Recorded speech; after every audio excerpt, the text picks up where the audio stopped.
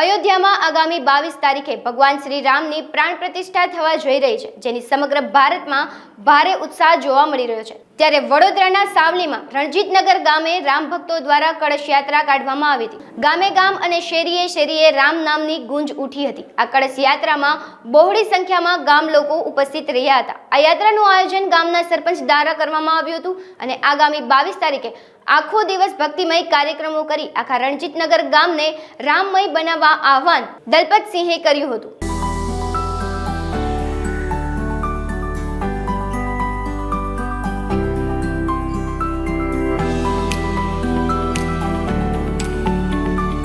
આજે 22મી જાન્યુઆરીએ અયોધ્યામાં રામલલ્લાની પ્રાણ પ્રતિષ્ઠા જવા થઈ રહી છે, ત્યારે રણજીતનગર ગામના રામ ભક્તો એકત્ર થઈ મહાદેવના મંદિરથી કળશ યાત્રા લઈ આખા ગામમાં રામધૂન સાથે ઘેર ઘેર ચોખાની કંકોત્રી માફક ઘેર ઘેર ચોખા આપી આમંત્રણ આપ્યું અને અમે 21 તારીખે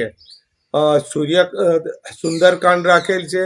22 તારીખે ફરી અમે પ્રતિષ્ઠાના સ્વરૂપે અમે અહીંયા પણ જેવો અયોધ્યામાં પ્રસંગ ઉત્સાવાય છે એવો અમારા રણજીતનગરમાં પ્રસંગ અમે એવો ઉજવીશું એવી અમારી તૈયારી છે।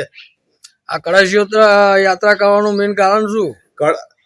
કળશ યાત્રા ભારત દેશમાં જો આ વસ્તુ થઈ રહી હોય પ્રાણ પ્રતિષ્ઠાની, તો પછી અમારા રણજીતનગરમાં અમે કેમ ના કરી શકીએ?